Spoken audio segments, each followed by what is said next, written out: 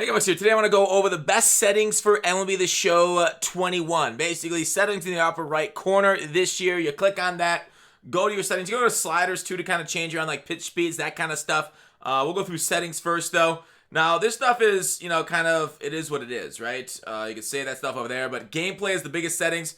Hitting difficulty, I throw it on legend because that's what I prefer. Hitting view, strike zone 2, of course, that's all like on me, what I prefer to look at the plate. I would go into practice mode and mess around with the hitting view, see which one you like. A lot of people go in strike zone. I like strike zone 2 because it's a little bit zoomed out a little bit better. It feels better to me to hit from.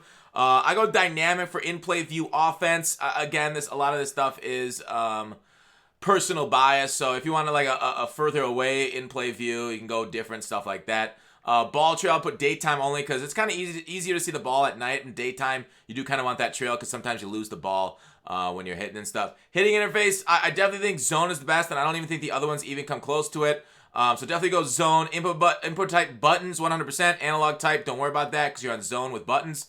Definitely don't do analog at all for hitting. We'll go back to pitching in a second. PCI, aka plate coverage indicator, on. You can turn it off if you want to, like if you get like kind of like wrapped up and you kind of get distracted by the PCI. The PCI is the thing that moves around in the zone when you move your left thumbstick when you're batting. Okay. PCI, this is all like visual. This next part is there isn't really a big deal, a big difference. I go PCI center, circles, PCI inner, starfighter. I take the outer PCI off. I just don't like the look of it, so I turn it off. I go yellow, transparency 70%, PCI fade out, none. And I just want my PCI there the whole time. All right, when we go to advanced batting, guest pitch off. It's not on for online, so you might as well just keep it off because that's a standard online setting. So you might as well not just get used to it in practice mode or play against the CPU. Just keep it off. Base running decisions, I have it on assist. Assist, like you say, is you're responsible for controlling all base runners. An online play of the game will automatically be set to assist. So basically, I just go on match up what the online play is to kind of get used to that. So I think assist is the best there. Base running interface, I like default. Some people on a classic, but I'd say 90% of people on default. So just leave it on default. Base running this year is still a little wonky. Sliding decisions, assist is okay, then runner windows on because you do want to see your runners on first and third base when you're at the plate. Pitching difficulty, I put a legend. I use pure analog. I know a lot of people do like pinpoint pitching this year. If you can get good with pinpoint pitching, it is super nice. I just haven't gotten there right now. I just don't like it out of the stretch. It is a little bit more difficult. You have to think about it quite a bit, but it is super accurate if you actually nail your spots with pinpoint pitching.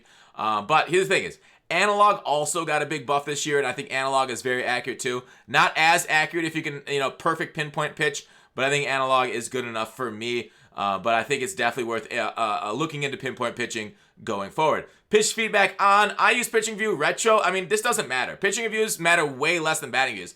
Pitching, I like being behind the plate, so I use retro. It's a nice, like, zoomed out. I can see more of the field. And then I can kind of see the breaks coming into the hitter. So, like, I can see more, like, what they're seeing. And I feel like it helps me do a little bit more pitching. But there's nothing wrong with going, a lot of people go broadcast or something to be more, like, authentic. They go to broadcast version so they can see behind the pitcher. But I definitely do retro because it just feels best. Pitch ball marker, pitch trail on, pitch confidence. This is for online play, it's on, so I just leave it on. Pitch delay, I put this on fast so that way the CPU hurries up. I don't want to sit there and wait during CPU games, so throw that stuff on fast.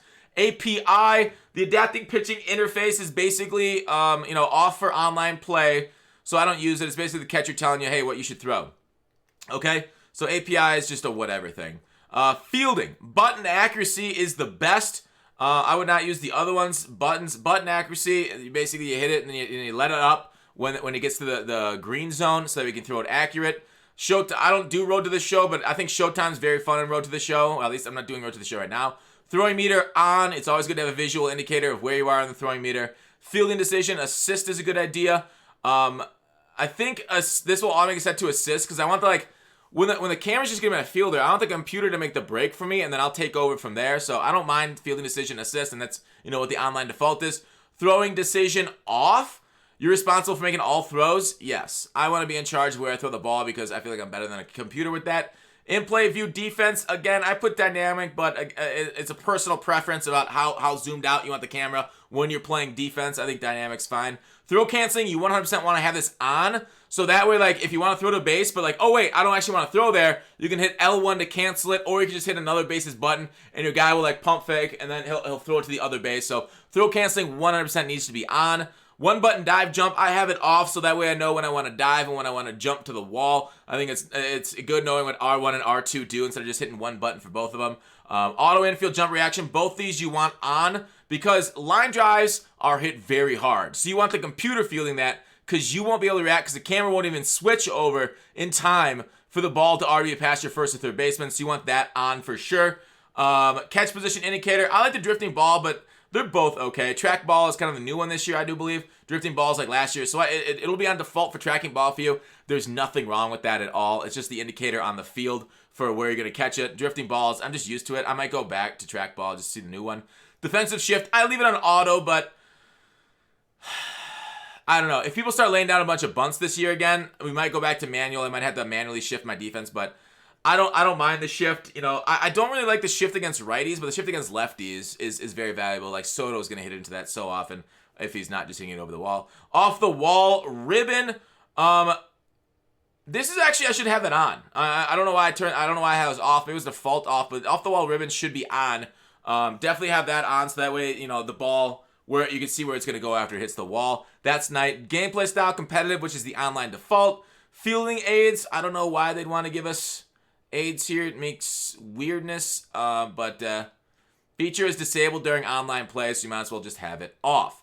Strike zone on, yes. Hot zone, I like the preview of the hot zone to see, like, you know, where my guy's going to hit the ball best, but I don't really pay that much attention to hot zones, to be fair. Wind off, online wind is off, so just keep wind off. You don't need more RNG into a game that's already got enough of it. Warm relievers, you know, leave it on because you're going to need it on for online play, and it's just good to get into that rhythm if you ever play offline to, you know, oh, wait, I got a warm reliever now. Diamond dip, whatever. This only matters for offline play. I just didn't touch this. Dynamic difficulty progress, only be promoted or demoted at full difficulty level. There you go. It's just more of like a display thing. Vertical camera movement, fine. Tutorial tips, I turn those all off. Post-game autosave, I have it on. Advanced scoreboard, pitch select. I do like the ability to have these things, and more info is better. So keep these things on so that we can get more feedback for yourself to kind of judge, hey, am I early? Am I late? What am I doing? Hitting, pitching, that kind of stuff. Box off, awful. Having umpires miss calls, awful. If you want more simulation type broadcast, you want to turn that to personalized for like a more umpire accuracy for like if you're actually playing like, you know, a simulation league. Umpire close plays, again, turn that on if you want a simulation. I turn it off to reduce the RNG. Check swing appeals, I find them a waste of time, so I turn them off. Online, they're defaulted on, sadly.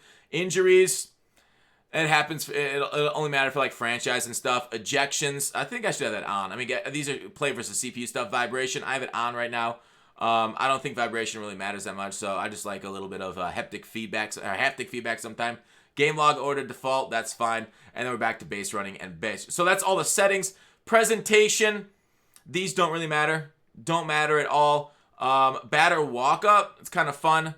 Camera, pitch selection cameras, pitching only. I say no. No, I don't like this presentation. I want the game to go faster. It's awkward, so I turned that off. Sidelines in game. So this is more like, you know, if you want that to be like more like, you know, high leverage situations, you could turn it on for like high leverage for the camera frequency stuff. So that's a presentation one. Audio, video.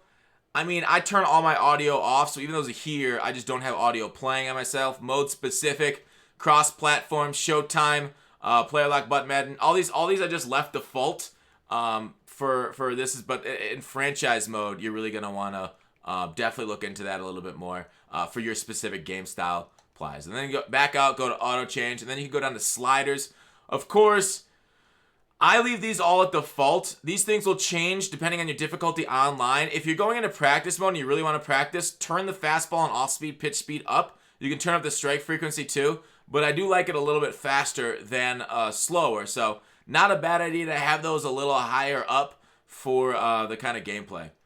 that you kind of want, or practice mode that you want to like kind of catch up the fast pitches online. Because online, the sliders are jacked around a bit, and online pitching is going to be faster than offline pitching at those same difficulty levels. So that's the best settings in MLB The Show. Let me know if you have any questions. Thanks for watching Call to Action. I will see you tomorrow.